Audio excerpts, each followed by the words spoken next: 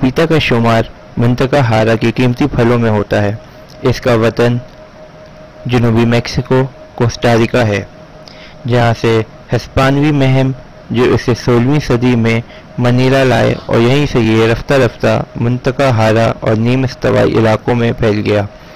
मौजूदा दौर में पपीता कसरत के साथ हिंदुस्तान, चीन, Sri Lanka, Malaya, Mexico, Brazil, Peru, Venezuela, वस्ती और जनूबी अफ्रीका के अलावा फिलिपाइन, ऑस्ट्रेलिया और बैरुल काहिल के बहुत से जजीरों में काश्त किया जाता है।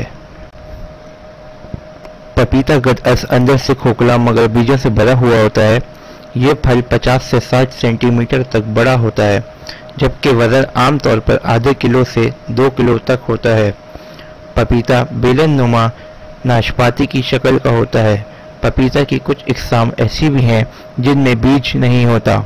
इसकी जिल्द मुलायम, इब्तिदा में गहरा सब्ज, लेकिन पकने पर जर्द माइल या नारंगी रंग का होता है।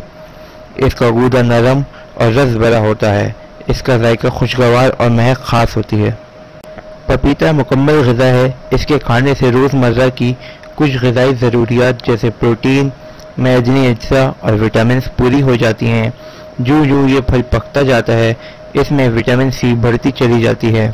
पपीता में कार्बोहाइड्रेट्स शक्कर की सूरत में तब्दील शुदा होते हैं, इसीलिए ज़ूद हज़म ग़िज़ा है। पपीता ऐसा फल है जो ज़बरदस्त तिब्बी ख़वास का हामिल है। इसके तिब्बी ख़वास जो ज़माने कदीम में ही जान लिया गया था। पपीता न सिर्फ आसानी से हज़म हो जाता है, बल्कि दीगर ग़िज़ाओं को हज़म होने में मुआवनत करता है।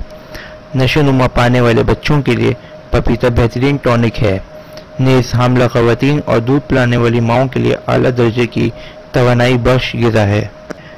जदीद तिब्बी तहकीक ने इसकी इन तिब्बी खूबियों पर महज तस्दीक साबित कर दी है जो पुराने वक्तों से पपीते से मंसूब चली आती ही। इन खूबियों में सबसे अहम खूबी वो माफ़ून हज़म अज्जा हैं जो पपीते की दूध या रस में पाई जाते हैं। ये रस प्रोटीन को हज़म करने वाले एंजाइम्स पर मुश्तमिल होता है। ये दूध या रस पपीते के पौधे के हर हिस्से में पाया जाता है। हज़म के अमल में ये एंजाइम्स पेप्सिन से मिलता जुलता होता है, जबकि इसका असर पेप्सिन से 200 गुना ज़्यादा होता है।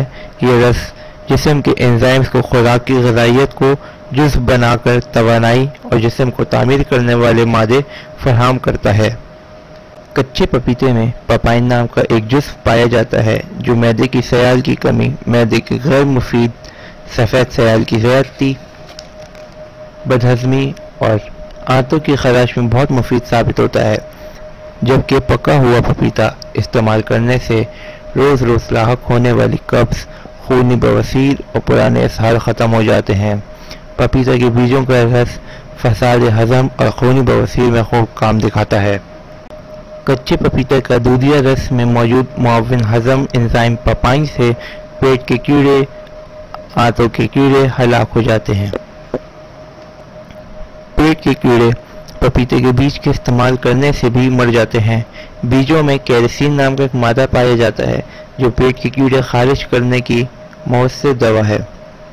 पपीता के पत्तों में मौजूद अल्कलाइड कार्पिन के इस्तेमाल से पेट के कीड़े हलाक हो जाते हैं या फिर खारिज हो जाते हैं।